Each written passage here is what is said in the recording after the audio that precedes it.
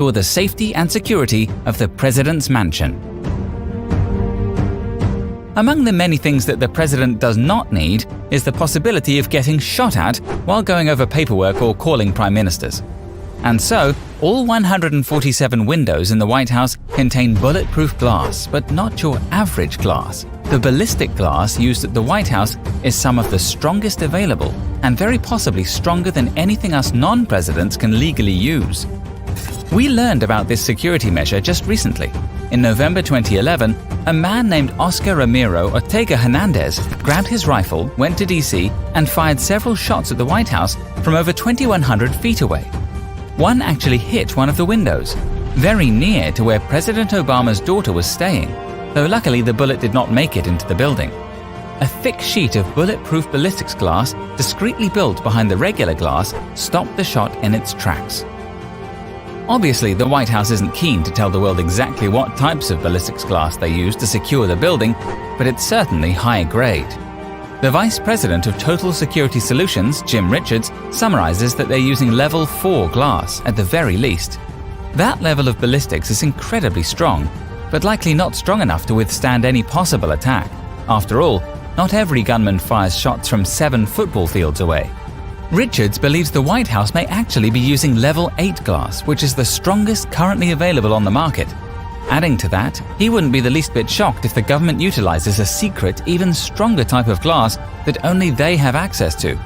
After all, the government is not in the business of giving terrorists any kind of heads up whatsoever.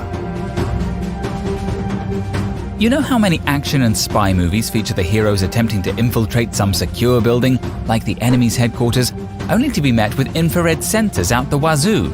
Well, the White House has those too, but good luck slinking around them like Catherine Zeta-Jones in Entrapment. That's because White House sensors aren't done up in a unique pattern, like some kind of maze. They're simply there, covering every inch of White House property.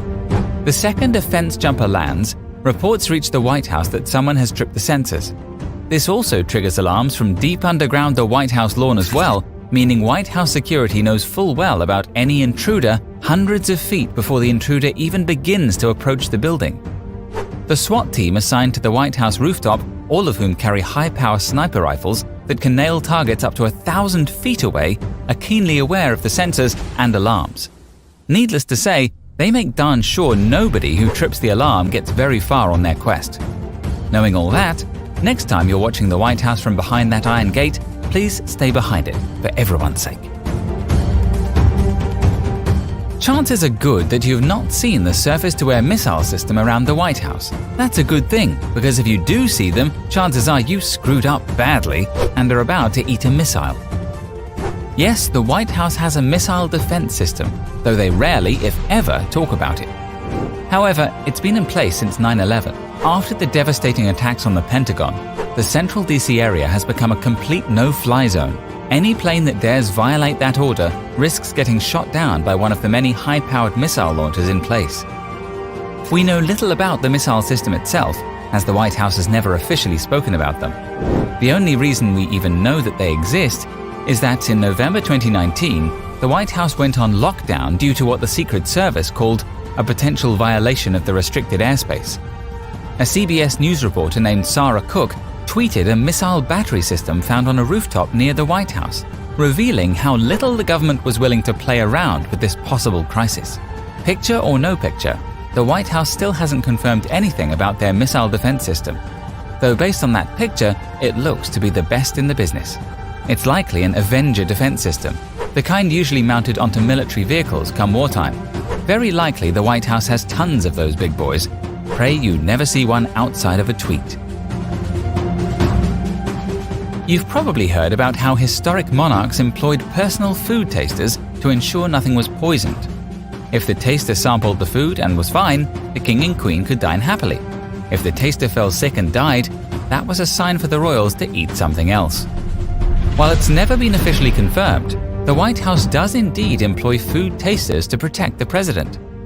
Their existence came to the limelight in 2013 when President Obama declined to eat at a meeting with Senate Republicans because his taster was not there. Senator Susan Collins confirmed that he looked longingly at the meal, but due to his taster not being present, Obama did not partake in the lunch. But don't think that having a presidential taster was just an Obama quirk. News stories have mentioned tasters for every president before him, at least as far back as President Reagan. More likely, however, George Washington and everybody since has employed a taster. It only makes sense. However, a presidential food taster doesn't just protect the president from a deadly poison, but also tainted food that could simply make them sick. For example, one day we may elect a president with celiac disease or a peanut allergy. A taster would make absolutely sure that no triggering ingredients reach that president's plate. In other cases, a taster ensures that the president doesn't eat anything that goes against their diet. George W. Bush and Donald Trump are both teetotalers, so tasters ensure that nothing they eat is cooked in wine or any other alcohol. It does make us wonder what happens when President Trump gets a hankering for McDonald's or Wendy's. Does the taster go through all the restaurant's burgers to ensure they're clean? If so, that poor taster would likely have quite the stomachache for days after. All part of the job. Visiting the White House is on many people's bucket list, as standing outside the gate staring at the outside can only stay interesting for so long. However, if you want to actually get inside the White House and take a grand tour of every inch of the hallowed grounds, or at least the parts they're comfortable with you seeing, you'd better plan ahead. Way ahead. You can't just show up and request a tour that day. It would be way too easy for criminals, would-be assassins, and general ne'er-do-wells to sneak in that way. So the White House requires that you request a tour no less than 21 days in advance.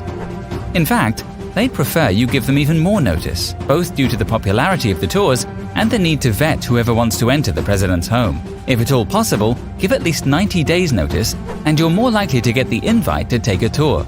If you're the spontaneous type who can't fathom booking anything that far ahead, no worries. There are plenty of places in Washington, D.C. that you can visit without a reservation or by booking a same-day reservation. Check out the Washington Monument, the Lincoln Memorial, the Capitol, museums galore, and that one really nice Starbucks just a few minutes away. But if your goal is to see the inside of the White House, it's best you clear your calendar months in advance. Dogs are cute, cuddly, and make great pets. They also do great when stopping people from getting too close to the president, as evidenced by the guard dogs utilized by the White House security team. Since 1975, the president's mansion has been protected by a breed of dog called Belgian Malinois. These pups are simultaneously gentle and brutal. They're great with children and other non-threats, but when going after an intruder, they are relentless. They're big and strong, can run up to 30 miles an hour, sport a field of vision spanning 270 degrees, and can go from sitting around to zooming after a suspect in under a second. The dogs received national attention in 2014 when a fence jumper managed to evade Secret Service's attempts to tackle him. Since the intruder had no weapon, officials weren't allowed to shoot at him, so the only available line of defense was the dogs.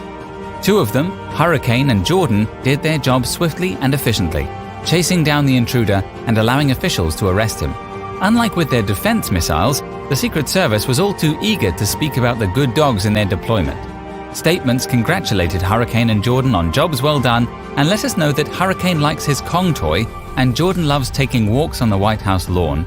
But unless you've been explicitly invited to join him on that lawn, don't. One of the few completely transparent aspects of the White House security is the iron fence. Standing at 6 foot 6 inches and adorned with spiky tips, the fence has proven both sturdy and capable of keeping most would-be intruders out. The problem is, most isn't good enough for the sake of true security. And several public incidents of fence jumping in recent years have showcased the need to finally upgrade the first line of defense for the first time since it was erected in 1965. In 2017, the National Capital Planning Commission officially approved renovating the iron fence. For the most part, the final product will look the same. Iron bars with spiky tips will surround the White House lawn, allowing tourists to observe the president's mansion with largely unobstructed views. However, the fence will nearly double in height, reaching 13 feet by the time the project is complete. No longer will a decent vertical leap be enough to scale the fence. With the tip higher than a basketball hoop, it will become harder than ever to gain access to the White House lawn. It will also serve as a sterner warning than ever that would-be trespassers shouldn't even bother trying. As far as the Secret Service is concerned, if they can't make a good first impression, they might as well make a threatening one.